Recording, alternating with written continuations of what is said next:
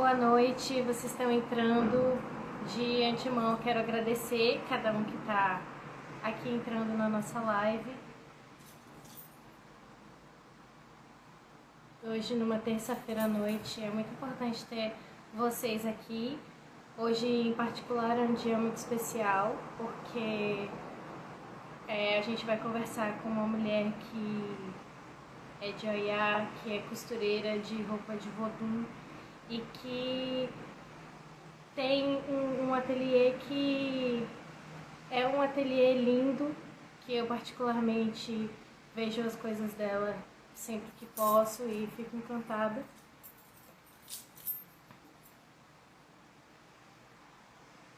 E que é importante para a gente entender nesse processo a diferença entre as roupas que são confeccionadas de orixá e as roupas de vodum. E eu acho que não tem ninguém melhor que ela para poder mostrar isso pra gente. Quero aproveitar que vocês estão entrando e pedir para vocês se inscreverem na nossa jornada da roupa de ração, que vai ser completamente gratuita e vai ser no dia 3, 4 e 5. Ontem eu me equivoquei com as datas, mas vai ser 3, 4 e 5. Se você quiser participar, vai ser totalmente gratuito. A gente vai costurar um ojá, um pano da coça e uma saia de ração.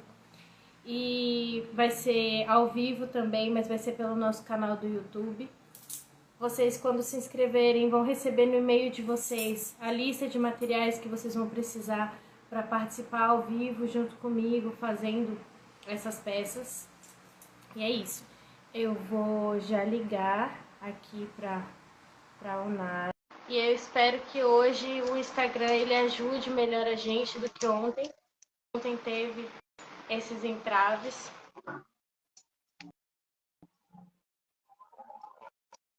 Deixa eu virar. E boa noite. Boa noite. Sua bênção. Olha, te abençoe. Sua bênção. Para mim, peraí que eu tô com problema no fone aqui. Tá saindo no celular. Mas para mim é um grande presente poder conversar com você hoje. A gente eu fiz uma caixa de perguntas e acho que foi um dos nomes mais comentados lá. Teve mais de 50 respostas e um dos nomes mais comentados foi o seu. E eu fico meio assim porque eu tenho de verdade um pouco de vergonha de falar com as pessoas. E eu falei, ai meu Deus, e agora eu vou ter que mandar uma mensagem para ela se ela não quiser participar. E você foi super querida e aceitou, e eu fiquei muito feliz, porque eu acho que você, enquanto uma costureira de roupa de vodum, e esse é particularmente uma nação que é mais reclusa e que tem suas características e que poucas pessoas fazem esse trabalho. Então, para mim, é incrível poder ter você aqui na live do laboratório. Obrigada. Obrigada pelo convite. Obrigada pelo carinho. Eu queria É que isso. você falasse um pouco primeiro como você, né, o que aconteceu, como foi esse processo e se foi antes ou depois de você entrar no Candomblé, contar um pouco da sua história. Então, meu processo de iniciação é em 2015 e eu comecei a costurar em 2017. Porém, eu tenho uma avó, minha avó materna, ela é costureira. E minha avó é evangélica. Eu sempre de ressaltar isso. E minha avó é evangélica. E eu cresci vendo minha avó costurar, sempre minhas roupas normais, quem fazia era minha avó. Nunca fui de ir na loja comprar de fato roupa. Sempre minha avó que fazia as minhas peças. E quando eu me inicio, né, em 2015, logo em 2018 eu teria que pagar a obrigação. E realmente o custo de roupa de candomblé é alto, né? Principalmente para a gente que é mulher e para a gente que é beabá. Eu sou toda. Gosto de andar arrumada, né? Gosto de certas roupas mais arrumadas, enfim. E eu cheguei a aprender, de alguma forma, pelo menos a costurar para mim, né? Mas eu achava que eu não teria o apoio de minha avó, né, para me ensinar. Quando foi em 2017, eu sou do terreiro Olunzô, no Coruzô. O terreiro ele foi contemplado e começou a ofertar um curso para jovens da comunidade. Era um curso gratuito, era um curso de corte e costura. Porém, a costura não era voltada para candomblé, né? Era peças normais, saia, vestido, mas para mim já era o primeiro passo, né? Minha avó me deu a máquina para fazer o curso.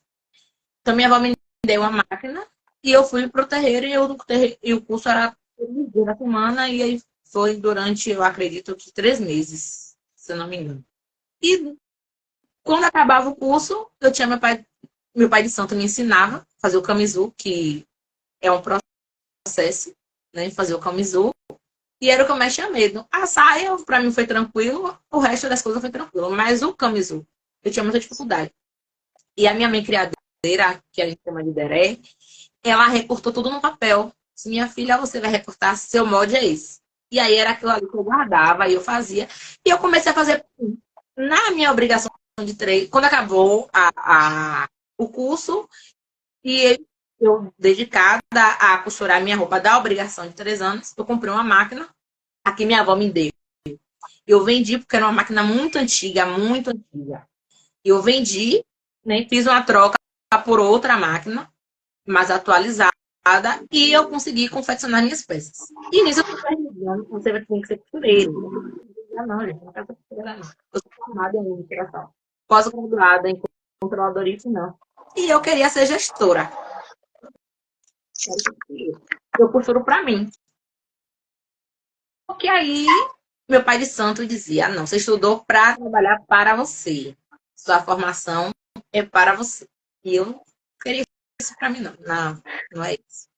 E daí veio a pandemia, né? E aí em 2021, no início da pandemia, durante a pandemia, eu recebo um convite do irmão de santo, Leandro de Sobor, para participar, para dar um curso de corte e costura. Ele ganhou, ele passou em um projeto da Fundação Baobá. E aí ele tinha que ofertar um curso de corte e costura. E ele não tinha como, né? Ele passou, se inscreveu, acabou sendo aprovado. Mas e aí agora? E assim, gente, eu não ensinei a ninguém a fazer nada. Eu não sei para onde é que vai isso. Mas a gente conseguiu e daí nasce a Almação. E aí estamos aí há 3 aninhos que estamos aqui, né? E foi a partir disso. Ou seja, eu comecei a me ver como costureira depois da Almação. Que em 2017, quando eu fiz o curso, e até a fundação da Almação, eu só fazia a mesma coisa para mim. Nem para a família, nem para minha mãe e minha irmã, não fazia nada para ninguém. Só costurava para mim, com muita dificuldade, faltando acabamento. Eu Né? acho que E disso depois que ela você me fala da trajetória é muito incomum, assim, acho que a gente que costura e do momento que a gente está costurando até o momento que a gente se enxerga realmente como costureira. Porque eu demorei muito tempo. As pessoas falavam, vai, você é costureira? Eu falava, não, eu só costuro. Mas sim, eu acho que talvez isso tenha também uma dificuldade do processo de identificação de habilidades da gente mesmo, sabe? De isso. conseguir se olhar no lugar de eu produzo algo que é reconhecido. Então a gente sempre fica meio excluída nesse espaço. E, na verdade, eu só vim me ver como costureira, como empreendedora, recente após um curso do Acelera O, né? Porque Você até participou para do Acelere O. precificar, a gente tem com aquilo. Eu participei do primeiro Que legal. ciclo. Eu passei, fui até a finalzinha. E assim, e nas mentorias foi que eu tive um choque de realidade terrível.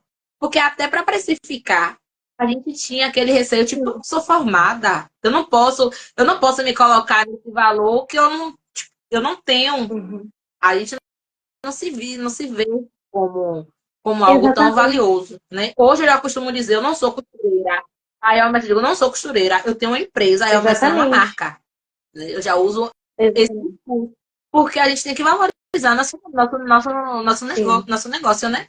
E a gente é isso, e às vezes aí fica só como costureira. E não é só a costura, né? A gente sabe que empreender não é só sentar e costurar. Exatamente.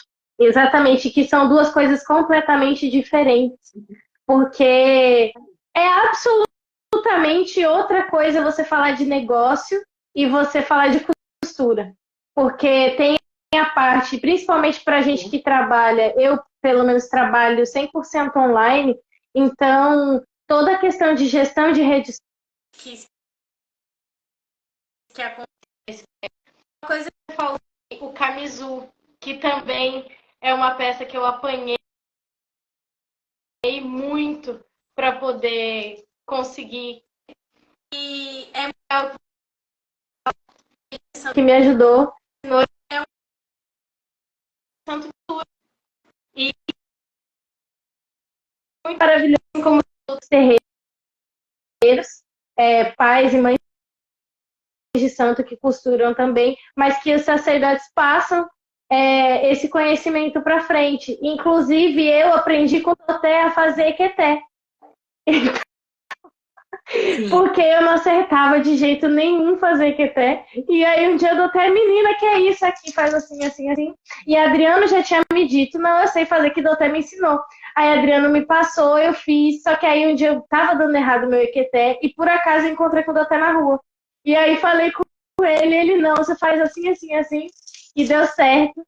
E eu acho isso muito massa, porque eu também aprendi no meu terreiro, e foi um longo processo, porque quando entrei, já diferente do Voduzô, o curso de costura na Casa de Oxumaré, ele é voltado para a roupa de candomblé. E eu não sabia. E eu queria aprender a fazer vestido, saia, calça. Aí eu falei, já estou aqui, eu vou aprender a lidar com isso aqui mesmo. Porque eu não era de candomblé. Eu entrei para o candomblé depois do curso de costura, que eu fiquei indo assim durante quase 2 meses, só que eu era muito ruim.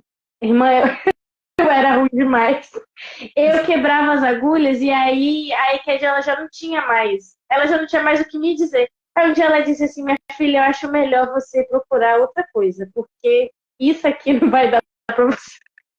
De verdade. E aí passou muitos anos depois, ela veio e falou, menina, você é de Hansan mesmo, você é resistente, porque você conseguiu dominar a máquina. Eu falei, meu amor, eu ia fazer o quê?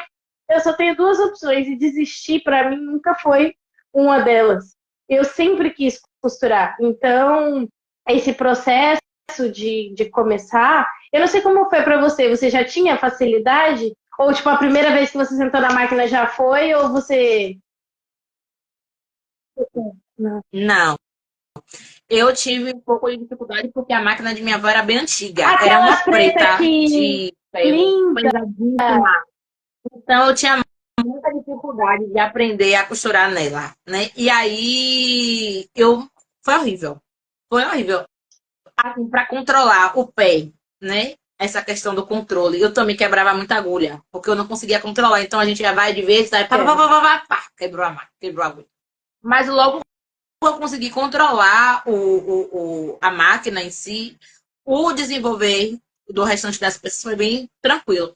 E uma coisa que eu gosto de sempre ressaltar é que eu tive o apoio de minha avó durante todo o processo. Inclusive, hoje é uma das minhas maiores parceiras para tudo. Ela continua sendo É, evangélica. eu aprendi a costurar camisa masculina.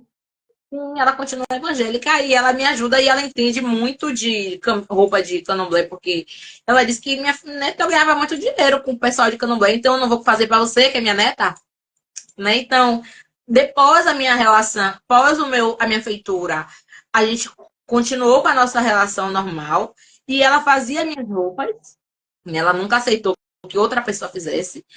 E quando eu fim esse processo de ser costureira, ela não aceita. Ela disse, não, minha neta, costureira, ela sempre fala, você sempre vai ser a última. Porque as pessoas querem sempre te explorar, querem sempre que você faça, todo mundo se arruma e você nunca se arruma. Mas minha avó, não sou costureira de roupa do cotidiano, do dia a dia, então eu não vou ser outra pessoa. Eu tenho um trabalho específico, tipo, eu não sou costureira de conceito, por exemplo, né? Eu não conserto roupa, zip, essas coisas. Eu não faço. Pessoal, então eu não vou passar por isso, mas ela ainda é um pouco resistente com essa questão de me ver como costureira. Mas me apoia, me ensina. Eu aprendi a fazer blazer através com minha avó. Eu aprendi a fazer camisa de botão com minha avó, né? Meu socorro, né? Minha E, avó, pelo amor de Deus, me inclusive, ensina a fazer é uma uma calça das aqui coisas assim que eu, uma vez, acho que até comentei com a Margarida, eu falei, gente, esses conjuntos de blazer com colete são chiquérrimos, você arrasa demais. E a roupa masculina sempre foi O detalhe fez assim, eu preciso de uma roupa com blazer e colete. Eu disse, como? Blazer, eu digo, não sei fazer isso não. Ele, você sabe, é uma das pessoas que mais acreditam em mim. É ele, que ele bota na minha mão e fala, vá, Anitta, vá que você consegue. Se minha avó precisa fazer uma blazer com colete. A gente não tinha medida, só tinha a medida dele. A gente não tinha nenhum blazer para pegar nada, só a foto da internet. Ela compra um papel que a gente vai virar. Bora ver na internet como é que faz. E nisso ele foi minha cobaia, né? Assim. E deu certo. Depois veio meu pai de santo, que queria também, e eu acabei fazendo para ele também. E hoje eu faço tranquilo, né? Hoje eu consegui tirar meus moldes, que eu tenho muito problema com modelagem. Mas consegui fazer e hoje a gente desenvolve aí nesse curso sim. da vida, né? Do Eu dia a acho que dia. isso que você fala sobre a gente vai se desenrolando é muito poderoso, porque esse é um lugar que a gente não enxerga como algo de valor, mas que na verdade é muito valioso, que é o fato da gente dizer assim, eu não sei, não fui preparado para isso, mas eu vou fazer e vou conseguir. Eu tinha muito isso, antes de começar a fakear, eu comecei a fakear por necessidade mesmo. Assim, eu não tinha o que fazer, e eu me lembro como se fosse hoje, assim, eu em casa, eu falei, e agora? O que eu vou fazer da minha vida? E eu olhei e tinha uma roupa de ração minha pendurada, e era quinta-feira, e eu falei, Oxóssi, eu preciso fazer isso dar certo.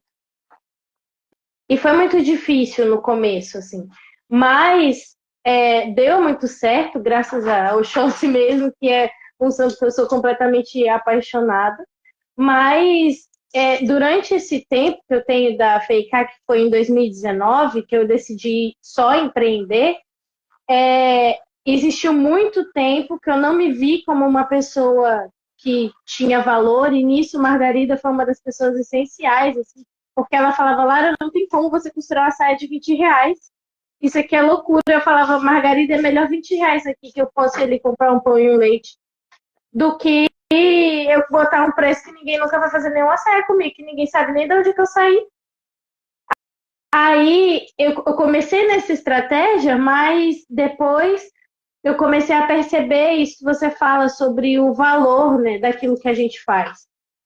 E aí comecei a entender quando eu fui para Brasília e descobri que fazer roupa de candomblé era um negócio que as pessoas ganhavam muito dinheiro fora de Salvador. E aí eu pensava assim, mas por que que em Salvador a gente paga, sei lá, R$ 150 numa saia e aqui eles cobram 600, R$ 700? E as pessoas pagam por isso. E aí eu comecei a entender esse processo do empreender e ver aonde a gente precisa colocar o nosso trabalho, sabe? Enquanto pessoas que constroem algo que é muito raro, porque se a gente começar a olhar num panorama Brasil, o que a gente faz aqui é muito raro. A gente encontra poucos costureiros fora daqui que costuram da forma como a gente costura. Então, quando eu entendi isso, foi até uma menina de São Paulo que ela incomodava a minha vida, assim, não, eu preciso fazer aula, eu preciso. Eu falava, menina, eu nem sei eu fazer as coisas direito, como é que eu vou ensinar você? E aí, mais uma vez, nesse lugar de não enxergar valor naquilo que a gente faz. E aí ela falou para mim, ela falou assim, Lara, como é que você não sabe? Você faz isso muito bem, então você pode se ensinar. E a gente não tem esse conhecimento aqui. E aí foi quando começou esse processo de eu pensar sobre ensinar a fazer roupa de candomblé, que é muito difícil, porque ensinar é completamente diferente de costurar. E eu não sabia que você tinha ensinado. E eu fico muito feliz assim da gente poder conversar sobre isso, porque realmente é muito complicado. Peraí que eu acho que morreu aqui meu. Era. Você tá me ouvindo?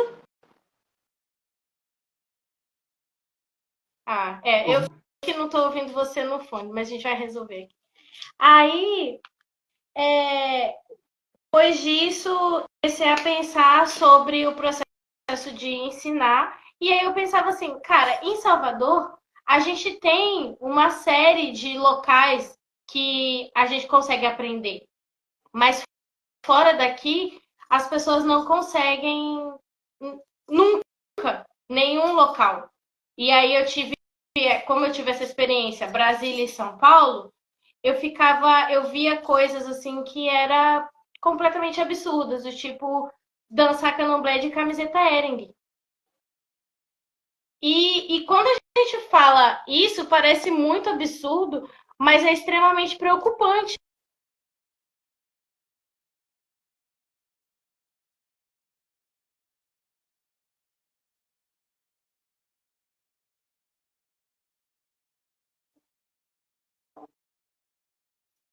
Tá me ouvindo?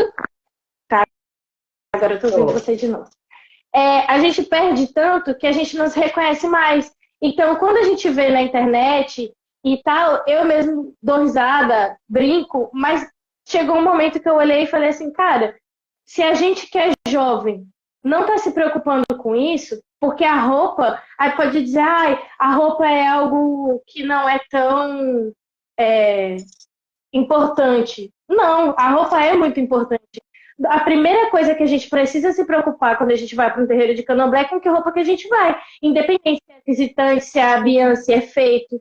A roupa está presente em todos os processos que a gente passa dentro do terreiro. Ela determina quem a gente é, como a gente está, pelo menos dentro da minha tradição.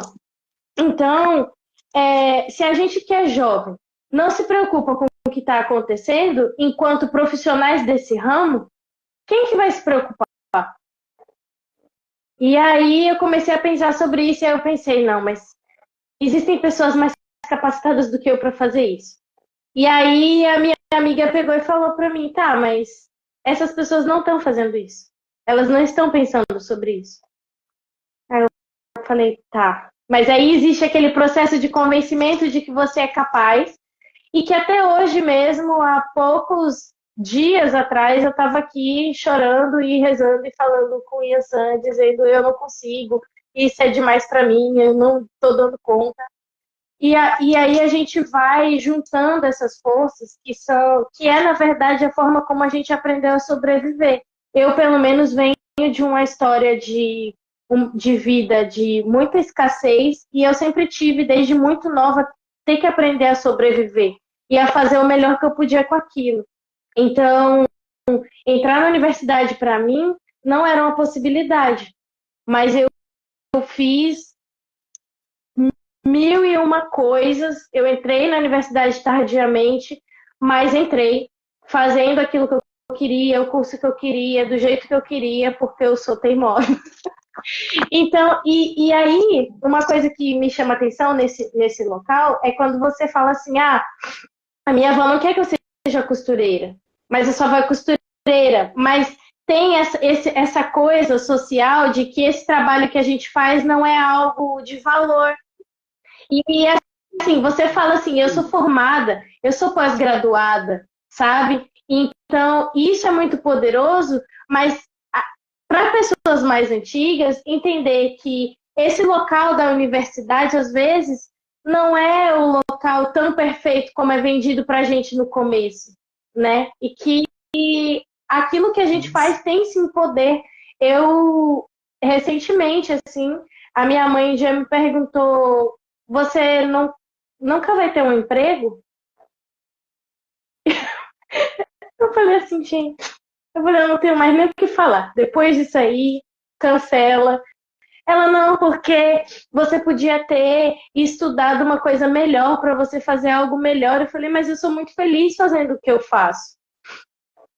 Isso para mim é o mais importante, porque se eu fosse uma médica, eu ia ser uma médica terrível, eu ia matar pessoas. Porque não é aquilo que importa para mim, que eu ia me dedicar e ia ser melhor naquilo que eu faço, sabe? Eu queria que você falasse um pouco sobre como é para você, assim, eu sei que tem muitas coisas que são parecidas, mas essas diferenças da roupa, porque você é de tradição jeje e você também costura para outras tradições, enfim, eu também, né? Mas queria que você falasse um pouco de dentro da sua tradição, que tem peças que são únicas, que são diferentes, como que funciona isso? Sim, pra gente, eu sou G de Savalô, então algo que é muito particular nosso, que eu percebo é a cinta, o uso Cinta. da cinta, né? A gente usa a Uhum. cinta na saia. Pro peito e algumas outras nações usam o Uhum. ojá do peito, né? A gente não tem o Ah, então tem a cinta. isso Entendi. É a mesma é função. algo que diferencia um pouco. É, porque eles prendem o ojá, tanto que hoje eu meio que introduzi, né, Uhum. ojá de cabeça e ojá de peito. Eu não tinha ojá de peito, né? Eu não tenho esse ojá de peito. Eu tenho Uhum. assim, tá? Né? Que é o que a gente amarra Uhum. na cintura. Eu acho que é o que a gente tem mais de diferente, assim, da roupa do dia a dia. Referente a Vodun, eu acho que é o mesmo uso do camisul, né? O camisul, que o Vodun não usa, e já o pessoal do Keto, né? E algumas É, outras, alguns utilizam o usam. camisul. Então, geralmente, quando pedem roupa de santo, o camisul ele faz Uhum. parte daquele processo, né? A gente quer guiabar no jeito, a gente utiliza dois laços, né? Que é o da cabeça Uhum. e o do peito. E tem gente usa dois no peito, né? Que é Sim. o da frente e o do fundo. E o laço da gente é só o do fundo, a gente Uhum. não usa o da frente. Fora isso, eu acho que não tem mais muita. Né? A saia é a mesma coisa, assim, o camisul, a formação do camisul, a gente utiliza o camisul com os Sim. aspectos tradicionais, né? Que é o nosso retângulo aqui, o quadrado embaixo. Né? Então, tem que ter, né? Tem o babador, né? Maiorzinho, mas tem que ter, porque eu percebo que tem casas que não tem. Tem casa que utiliza muito como uma peça única, né? Me causa até estranheza quando eu digo assim, não, pede para fazer um camisul e quando me manda, tipo, o modelo aqui é assim, é o Não reto, tem os né? Não tem recortes. o retângulo, não tem os recortes. Então, mas o pano da costa a gente utiliza da mesma forma, É. né? É Eu, eu basicamente quando assim. eu tive um momento de transição de costurar com as coisas do cliente e depois de não costurar mais com as coisas do cliente. E hoje em dia eu não costuro mais e também padronizei o tipo de roupa que eu faço, porque eu me irritava muito. Eu me irritava demais. Quando tinha, eles traziam coisas faltando, enfim, e também a questão que isso me lembrou que você falou sobre o modelo. E aí a pessoa queria um camisa cor-de-rosa e eu falei, moça, não vou fazer. Me desculpa, mas não vai rolar. Um camisa cor-de-rosa não vai rolar. Porque desde o começo eu já tinha na minha cabeça de que eu queria costurar uma roupa que não fosse só costurar para ganhar aquele dinheiro e mandar a pessoa embora e seguir minha vida. Eu queria que aquilo fosse algo que tivesse ligado àquilo que eu realmente acredito, às minhas tradições. E eu, como uma pessoa de uma casa matriz, eu acho que é o mínimo da nossa responsabilidade como pessoa de Candomblé. Pensar, né, na preservação da nossa cultura. E foi aí daí que veio o laboratório, né? Eu tenho a Maria, que ela é macota, e ela que toma conta, assim, de toda essa parte do laboratório, de como ele funciona, plataformas, os cursos, tudo. Eu faço só a parte de ensinar ali e conversar com as pessoas e tal. Mas ela realmente sempre fala de como a gente tem essa responsabilidade, sabe? De fazer disso. Agora, essa pessoa, Ela ela é. era de Candomblé? Ela é de Candomblé. Certo. Eu tô te fazendo essa pergunta porque eu atendo muita gente assim. Só que eles não são de Candomblé, né? Eles são, tem umbandistas e tem pessoas Eu esqueci o nome da religião Aham, mesmo, então eu não vou nem falar. aham. Mas não é daqui. Então, tem roupas que são muito diferentes. Eu tô perguntando porque eu já fiz um camisul dourado, né? E na verdade não era um camisul com o Sim. formato tradicional da gente. Era esse camisul com os recortes. Inclusive, eu até peguei uma encomenda recentemente que é uma bata. Mas é porque eles Uhum. não são de É, e candomblé, que as né? roupas São de de Umbanda religião, são completamente mas são diferentes. de outra. E tem a questão da Ubanda, né? A Ubanda, a vestimenta dela são bem diferentes da nossa. E eu tenho muito clientes ubandistas, né? Eu tenho clientes que eles são tanto de Hum, candomblé quanto da Ubanda, né? Eu tenho uma que ela é de candomblé iniciada, né? O pessoal do terreiro dela faz roupa comigo e ela hoje abriu uma casa de Ubanda. Então, eu tenho essa uhum. estranheza também. Porém, é, tem essas questões, né? Que às vezes não é a questão do candomblé, né? É Sim. uma outra religião. Por isso que eu te perguntei se era de fato de candomblé. E também entendo que É. tem candomblé que utiliza, né? E aí, Também. Cada um exatamente. na sua cidade. Que aí, mas eu não sabia que você fazia. Eu, às vezes, eu tenho pessoas que me procuram para fazer isso, que eu não faço.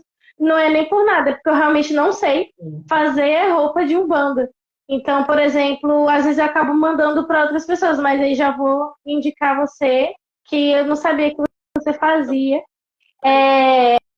Eu ainda tô presa na roupa masculina, que acho que assim, para mim, o que fica, eu tenho a cabeça muito visual. Então, de cada loja eu tenho alguma coisa marcada. Da Yomesan eu tenho a roupa masculina, que para mim é um trauma fazer roupa masculina, é uma roupa que eu não gosto de fazer, mas eu faço porque, enfim, depois de muita luta, consegui aprender e fazer. Eu queria que você falasse um pouco como foi que começou. Você já falou como você começou a Yomesan, mas como começou a despertar na sua cabeça o empreender de fato e como foi isso para você, assim, quando você se deparou com as milhões de coisas que precisam ser feitas e você falou assim, não, eu vou tratar isso como um negócio e a partir de agora eu vou seguir assim. Ao invés de repente olhar e largar Tem. tudo e falar, não, eu vou arrumar um emprego mesmo dentro da minha profissão e vou embora. Eu sou Aham. CLT Ah, você também também.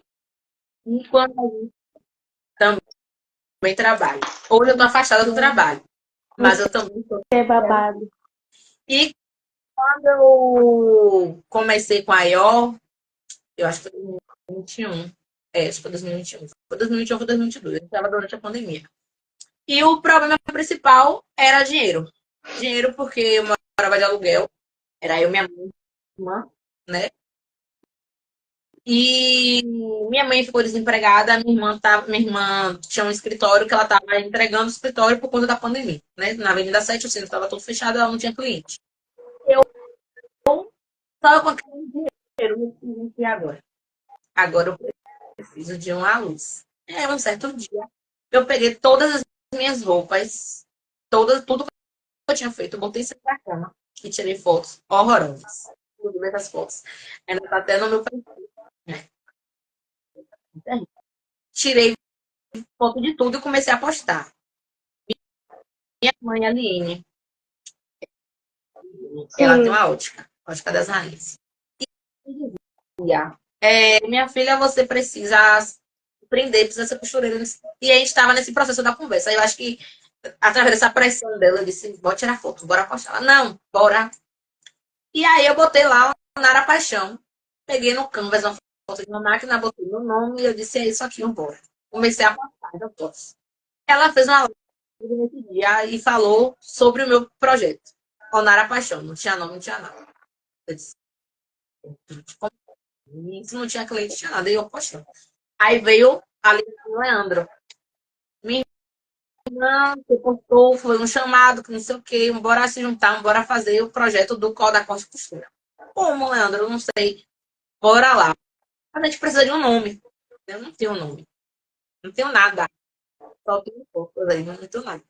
Bora fazer umas fotos. Aí eu fui pra casa de Eduardo, com Detaiola, Leandro, Ludmilla. Bora vestir as roupas, não vou tirar umas fotos. A gente tirou essas fotos, mas a gente ainda não tirou o nome. Aí eu conversei com o Dafonte.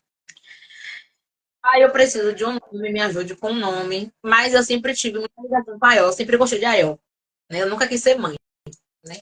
Mas assim, se eu tivesse um filho na vida, se chamaria AIO. Gosto muito de AIO. Sempre e da não veio com esse nome, Ayol Messan. Mas no início a pronúncia dizia, não sei, Ayol Messan, não sei. Ele me veio com.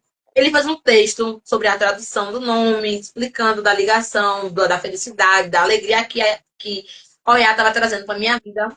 E o que era isso que eu queria causar na vida das pessoas. E isso é esse o nome. Leandro aceitou, a gente fez a logomarca, fez tudo direitinho. E a gente estava. O professor da AIO era o curso Baobá, né? Eu não estava ainda na cultura do empreender. Aí a gente, durante o curso, e aí começou a surgir, logo eu escrevi a IO numa imersão da Afrolab, que a gente passou, e aí eu comecei já a ter mentorias e comecei a entender um pouco, já falando com pessoas que já estavam empreendendo há anos, né? E eu estava ali no meio, falando não sei o quê, mas eu já estava ali pegando uma coisa, direto, iniciar assim, iniciar, sabe? Mas bem, ainda não tinha cliente. Aí, meu primeiro cliente foi um filho de santo de Odetaio, né? Ele vai fazer roupa masculina. E eu disse assim, gente, eu não sei fazer roupa masculina. Ele vinha que eu vou te ensinar a contar. E nisso, os filhos de santo dele eram o meu primeiro cliente, mas eram minhas cobaias. Eu não sabia que ele estava ali nesse processo do aprender. Logo, quando a gente acabou, fez a oficina foi maravilhosa, né? Eu ensinei a fazer camisa masculina, que eu não sabia, estava aprendendo também, eu já estava ensinando a camisa masculina e ciganinha. Porque como o curso era online, era muito complicado ensinar a fazer um camisul ou qualquer outra peça. Então, foram 2 dias só de curso, não tinha como ensinar muita coisa. Então a gente optou em ter uma camisa masculina e uma ciganinha. E depois do curso, e aí? Vai acontecer o que com a eu? E aí vieram alguns começaram a surgir encomendas. E como eu não tinha dinheiro, eu não tinha tecido, eu não tinha nada. Tinha eu e a máquina. Tava que eu cobrava, eu pegava, era o que eu comprava de material, era o que eu comprava a linha, era o que eu comprava tudo para poder produzir. Né? E nesse processo, acho que todo mundo começa aqui, né? Paga 50% e a gente vai investindo, vai indo. E chegou uma época que o ateliê era no meu quarto. Meu quarto já não dava mais. E aí, eu decidi, gente, como é que eu vou fazer essas roupas? Como é que o pessoal tava botando fé mesmo em mim? Eu tô indo. E eu trabalhava de manhã, virava de tarde, depois eu comecei a trabalhar em casa. E aí eu sei que eu aluguei um espaço. E eu aluguei o espaço pensando, como é que eu vou pagar o aluguel? E nisso eu fiquei quase um ano no espaço. E através da eu consegui comprar minha casa. Né? Depois de quase um ano de ateliê, eu comprei minha casa através da Elmação. Eu digo através da Elmação porque era o que me dava renda extra, né? Fora do meu trabalho. E hoje é o que me mantém. Né? Quando eu vim para o Acelere AO, eu não tinha muito problema com questão de precificação. Né? Eu não cobrava corretamente. Tinha peças, inclusive, que eu recebia a R$ 20. E eu achei que eu estava abafando. Eu não sei como é que eu conseguia fazer isso. Como é que eu fazia? Eu me sobrecarregava. Né? Eu pegava meu mundo de costura, eu costurava de manhã, de tarde, de noite, de madrugada, muito tempo. Eu achava que estava me dando bem, que eu estava ganhando dinheiro. Né? E na verdade, não. Eu estava conseguindo me manter, conquistar algumas coisas. Eu não estava sendo empreendedora. Eu não estava me pagando, eu não estava investindo na ateliê. Né? E a partir do momento foi que eu entender que eu precisava ver a Elmerson e precisava me ver como marca, né? Como uma empresa, como um negócio. Eu não sou, eu digo muito isso hoje, né? Eu não sou apenas Sim. costureira. Eu sou a pessoa que faz o social. Eu sou a pessoa que compra. Hoje eu já consigo comprar, eu já consigo hoje ter estoque de algumas coisas. Já consigo hoje, eu já não fico mais hoje subindo atrás de material. Né? E isso foi muito através da mentoria, porque eu acho que a gente sozinho não consegue. Né? E hoje eu converso muito com o Adriano sobre isso, muito com o Margarida sobre isso, sobre a gente se valorizar, sobre a gente se olhar enquanto empresa, né? A gente se olhar e dizer assim, não, a Baió é uma marca, a IO é uma marca, a Kissé é uma marca, né? E a gente fazer disso, de fato, uma marca. Não é apenas o costurar. E fora o trabalho que a gente oferece. Eu costumo, eu um dos valores da IO é o trabalho sob encomenda. Eu não abro mão do trabalho sob encomenda, porque eu trabalho com ancestralidade, eu trabalho com energia, né? Nós trabalhamos, né? Tem clientes que é muito difícil a gente costurar. E Tudo. acontece vários. Tem cliente que Tem acontece cliente de que você tudo. costura que você Sim. não sente que você costurou. Então, a gente trabalha com energia, né? Então, cada cliente é um cliente. Eu não consigo, eu também não trabalho, não tenho espaço para trabalhar com conta entrega. E eu valorizo a internet. Né? A gente trabalha com a internet, mas a gente dá uma assistência, a gente trabalha sob encomenda. Então a gente dá uma atenção. A gente fala, a gente conversa, a gente procura saber do interesse. Principalmente quando a gente fala de roupa de orixá. Né? A pessoa vai pegar uma obrigação, a pessoa tem algo específico, tem algo que a pessoa quer. Então você entender, conversar, ela precisa entender também que isso é um serviço. Sim. Que a gente está oferecendo. E muitas vezes é um serviço até de. Eu não sei dizer o nome corretamente. Mas quando um artista quer uma roupa determinada, que tem um style, né? Que chega ali o e dá as design, dicas e fala. design. Eu tenho uma amiga que ela é do Bogum que ela fala, você é estilista de Vodum. E aí, e é verdade. É verdade. E esses dias. Porque a gente faz essa mentoria, a gente pesquisa, a gente mostra as cores, aviamentos, a gente cria, né? Então a gente só não cultura. Então a pessoa tem todo esse processo, que é um processo doloroso, porque às vezes a gente está cansada, mas a gente precisa atender aquele cliente, né? E muitas vezes o cliente vai chegar pra gente e a gente vai fazer isso tudo, o cliente vai chegar pra gente e vai dizer, no final do mês eu volto. E às vezes nem vai voltar. Exatamente. Exatamente. Esses dias, É um processo. a minha avó falou para mim assim, desde criança eu achava que você ia ser designer de moda. Não deu certo, né? Mas pelo menos você virou costureira. E aí eu falei para ela, não, deu muito certo. Porque eu sou designer de uma moda que é muito mais valiosa do que qualquer moda que se vende por aí, né? Que é aquilo que veste os deuses que eu acredito. Então não existe nada mais sagrado do que isso. Quando eu vejo um orixá, um vodum no barracão usando algo que eu fiz, eu me lembro que a primeira roupa de santo que eu fiz, isso é uma coisa que eu queria perguntar para você. A primeira roupa que você fez, a minha primeira roupa foi uma roupa de Xangô e a pessoa tinha ganhado, foi meu ex-companheiro, ele tinha ganhado da mãe pequena dele e tinha vindo do Marrocos. E tinha 2 peças de tecido. E era a primeira roupa e eu falei, não pode dar errado. Né? E é a peça que eu acho que eu tenho mais carinho, eu sempre posto essa peça, falando dessa história, porque Xangô é um orixá que, enfim, eu tenho uma devoção por todos os orixás, mas eu acho que Xangô e Oxóssi são orixás que são muito, assim, próximos de mim. E foi minha primeira roupa de santo. Qual que foi a sua primeira peça que você fez? Aí a Margarida chega e botou um coração ali.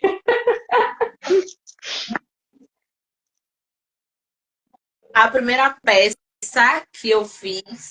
Qualquer peça. A primeira peça que você fez, assim, que você olhou e falou assim, eu fiz isso daqui e arrasei. A primeira peça que eu fiz foi uma saia de prega palito. A primeira? A primeira saia. Eu tinha um barco recolhido no terreiro. E nesse processo do curso, ele mandou comprar o percal. E aí, a gente, depois do curso, ficava lá fazendo. E ele começou a mandar eu fazer várias pregas palitos. A saia toda de prega palito. Inclusive, essa saia hoje, eu tenho um maior sentimento por essa roupa. E aí, eu dei a uma pessoa que eu amo muito, que é Daisy, né? Ela pagou a briga comigo. Eu ia dar meu filho pequeno, o primeiro filho pequeno que eu tive na roça. Eu pensando, eu vou dar meu filho pequeno. Porque eu tava, na verdade, doando, né? As minhas coisas a meu filho pequeno, porque ela é uma menina de algum, é uma criança, e ela meio que não tinha as coisas. E aí, quando eu ganhei como filha pequena, eu disse, não, pega tudo meu, que eu vou dar tudo a ela. Tudo que eu vou dar tudo pra menina. E a gente, né? Eu fiz também de minha mãe pequena, que inclusive tá na live, porque eu amo muito minha mãe Vanessa. E ela. Minha mãe faz isso comigo, né? Eu lembro que ela me levou na casa dela e ela abriu a mala e me deu 2 conjuntos de ração. E um tecido, uma peça de tecido. E eu queria fazer isso com meu filho pequeno. Então, quando eu mandei chegar tudo, chegou tudo na roça, e eu vi esse conjunto, eu falei, não, gente, eu tenho um valor sentimental por esse conjunto. E eu não vou dar. Aí Deus falou assim, mas você poderia dar a mim. E, tipo, Deus é a minha pessoa na Terra, né? Deus é uma pessoa de Não tem como não amar E aí a eu dei Daisy. Daisy tá aí na esse live, conjunto. inclusive eu amo Daisy também. Não tem como não amar. E aí eu dei. Mas é uma peça que eu confeccionei, foi a primeira peça que eu confeccionei. Inclusive, foi o barco dela que estava recolhido na época. E eu fiz, é o camisu é todo de prega palito. A saia, ela é toda de prega palito. Né? E foi o técnico que me ensinou a fazer. Ele me botou na máquina e eu dizia, gente, eu não tenho paciência. Aí eu digo a Margarida hoje, eu não tenho paciência para fazer prega palito. Eu não tenho, eu amo prega palito, eu acho que fica um charme. Mas, gente, eu acho que eu Cara, tomei um trauma depois daquele conjunto todo de prega palito quem que me ele me ensinou botou a para fazer fazer. prega palito Porque foi é roupa Margarida. toda. Margarida, com muito amor e carinho, né? Me ensinou a fazer prega palito aos gritos, que tava tudo torto, que a prega tava muito grossa. E aí eu fui, né? Porque eu sou essa pessoa que obedeço. E aí eu ia desmanchando, nervosa, e ela, você vai fazer de novo, você vai ficar até sair a prega do jeito certo.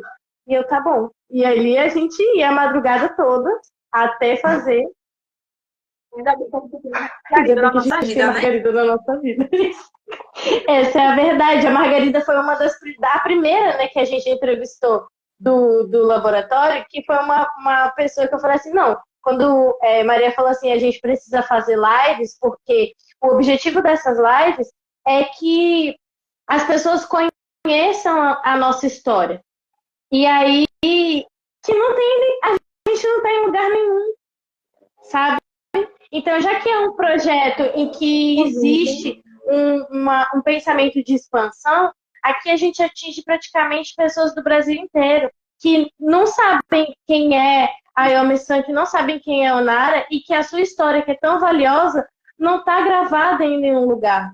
Por isso que eu falei para ela, a gente vai fazer inicialmente em formato de live, até porque a gente não tem nenhum amparo financeiro e fazer isso que a gente está tentando fazer custa caro. Então eu falei para ela, a gente vai pegar em formato de live e vai colocar no YouTube, onde as pessoas podem acessar, que as pessoas possam conhecer e futuramente a gente vai fazer algo melhor, transformar em um podcast, levar as pessoas onde possa ter um biscoito, um negócio para a gente conversar e contar essas histórias que são valiosíssimas e que as pessoas não conhecem e que a gente fica apagada no meio de algo que para a gente é tão valioso. Eu acho incrível você ter feito a sua primeira peça de prega palito, porque assim, prega palito é brabo. E até hoje, quando eu tenho que fazer uma peça de prega palito, eu fico assim, eu vou cobrar muito caro, porque dá muito trabalho. Inclusive, eu usei essa peça durante 9 anos. Eu usei, não, desculpe, 9 anos não. Mas eu usei durante 5 anos. A festa de Oxalá era. Margarida, a roupa de Oxalá vai ser a roupa de A prega Margarida palito. ama prega É a roupa de palito, prega né? palito. É isso. É a roupa de prega palito. Porque ela ficou tão espetacular. E é uma saia de 5 metros. Foi 5 metros de roda de prega palito. É, enfim, é uma roupa que eu tenho muito E sentimento. foi, Então, e quando a foi a pessoa primeira que você fez. Essa é a peça que você mais ama até hoje ou tem outra peça que você mais ama até hoje? hoje eu sou apaixonada pelo meu Que, enxoval por da sinal, obrigação. Né? belíssimo. Não teve. Eu fiquei apaixonada porque, assim, desde quando a gente sabe que é tudo muito caro, né? Principalmente aqui em Salvador. As pessoas, alguns clientes têm até dificuldade de entender isso, porque assim, a gente não tem uma diversidade, né, de lojas, seria na de Mato, por exemplo, né, onde a gente consiga comprar variedades e com preços mais baratos. Né? A gente paga caro em peças que fora a gente compraria mais. Mas para a gente ter esse investimento, a gente tem que ter um capital, né? E é tudo com muito trabalho. Então, muitas vezes, a gente entende até que a peça tá cara, né? Mas é porque, obviamente, é caro. Então, quando eu comecei a me arrumar para minha obrigação, eu acabei comprando muita coisa cara, né? Porque eu não tinha o conhecimento ainda dos locais para comprar mais baratos, enfim. E era tudo um sacrifício. Comprando pecinha por pecinha, biquinho por biquinho. Às vezes, trabalhar na loja, tinha um pedaço na promoção, e a gente vai comprando, a gente vai juntando e vai fazendo. E vai juntando ali.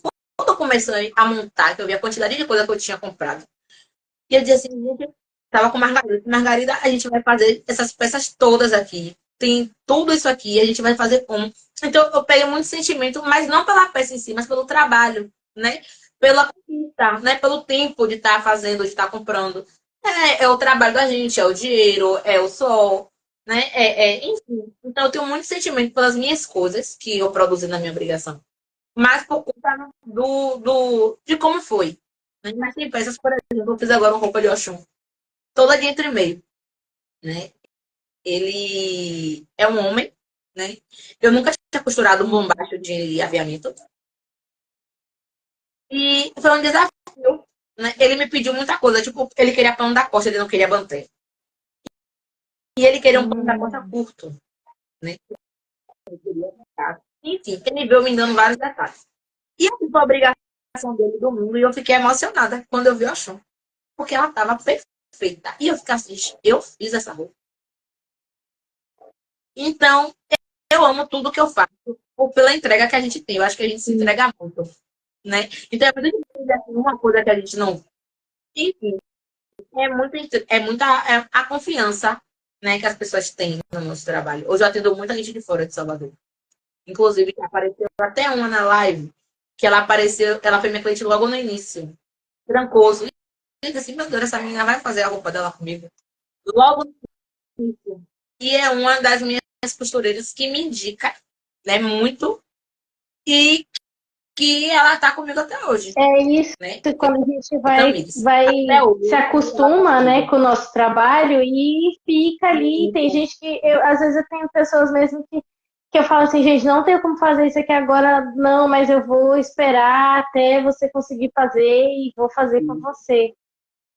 Tamires, inclusive, a gente não se conhece, mas tem pano que eu vejo, e eu digo, essa pano é a cara de Tamires. Eu digo, Tamires, mulher, essa roupa aqui é para Oxum.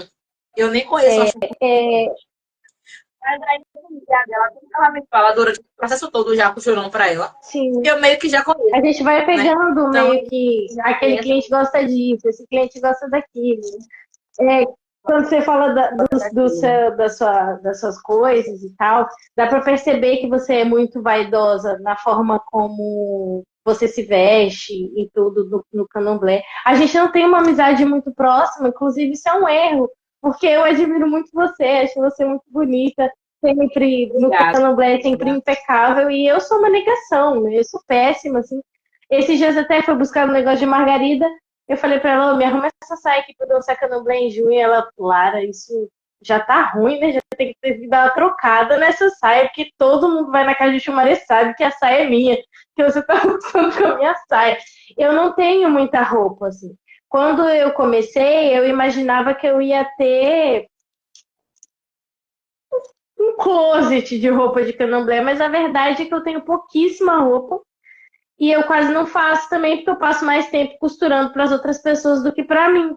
E aí, quando E essa é a realidade, essa é a essa é a nossa nossa realidade, realidade, tá? As pessoas pensam assim, não, ela vai estar com a melhor roupa. Não, eu tô agora arrumadinha porque sim. eu paguei a E aí eu obrigação, falei então eu até com a precisava. Margarida, eu falei, Mas não cara, era, quando eu não. for pagar minha obrigação, eu vou tirar um mês inteiro e eu vou costurar só as minhas coisas e eu vou fazer um enxoval lindo, assim, mas que também vai durar acho que 50 anos. Depois eu não vou mais fazer nada. A minha roupa não tem um pretensônio quando é que eu vou fazer nada pra mim. Inclusive, agora eu tô fazendo um enxoval de margarida. Eu Ela é também! inteira. Olha, a gente se reuniu aqui. Margarida, agora você vai ver. Então, a gente tá nesse processo, porque eu entendo que ela não vai ter Sim, condições de fazer pra ela. Não tinha. O meu, pedir ajuda a ela, pelo amor de Deus, venha, sim. porque eu sozinha não vou conseguir, né? Porque é muito complicado. Ou a gente costura, atende os clientes, ganha dinheiro, que Sim. é o que nos mantém, né? ou a gente faz pra gente. Então, quando você fala dos materiais, chega a ser absurdo a forma como os materiais em Salvador são superfaturados. E eu te falo isso porque cada vez que eu vou no centro, eu volto para casa mais revoltada. Hoje mesmo eu fui, estava até aqui, que eu comprei um pacote de gripim. R$ 120. É absurdo. E não é eu dizer, é largo. Não. E mesmo que seja largo, é um absurdo a forma como é superfaturado. Tudo que vem, na verdade, que gira em torno dessa economia que vem para o Nordeste é superfaturado. O nosso correio é superfaturado. Os materiais são superfaturados. E durante o tempo que eu fiquei em São Paulo, eu fiquei acho que 1 mês e pouco, eu enviava para os mesmos endereços dos meus clientes e dava metade do valor. Tinha correios que aqui pagava R$ 90, lá dava 25. E eu ficava, gente, mas isso é absurdo, né? E isso é uma coisa que me chateia muito e que eu sempre fico pensando sobre como resolver isso, porque a gente compra uma peça de renda Ipiranga aqui, ali na Daimaru, tá quase R$ 200, sendo que se você olha o preço em São Paulo é 60, R$ 70 a peça. Só que aí tem todo o tempo de se fazer programado, né? Para o correio chegar mais barato quando vem por PAC. Então, isso é uma coisa que me chateia muito. E, além de tudo, além de ser muito caro, e as pessoas não terem esse entendimento, ainda são poucas opções. A gente não tem variedade. Isso acaba restringindo o nosso trabalho. Exatamente. Isso acaba restringindo o nosso trabalho. Quando você vai ver, isso acontece com os tecidos também. Lese, por exemplo. A lese aqui custa quase R$ 70 o metro. Eu fui para São Paulo agora no final do ano, parei na frente de uma loja, quase desmaiei. A lese estava R$ 17, lese de algodão, o metro. Eu falei assim, eu odeio ser pobre, porque se eu fosse rica agora, eu ia comprar pelo menos 5 rolos de 50 metros dessas leses. Ia mandar entregar lá em Salvador. Ia vender para todo mundo a lese barata. E a lese, a mesma lese que tem aqui, exatamente a mesma que aqui custa 70. Do percal. O percal tá absurdo. Tá absurdo. E aí, tá R$ 30.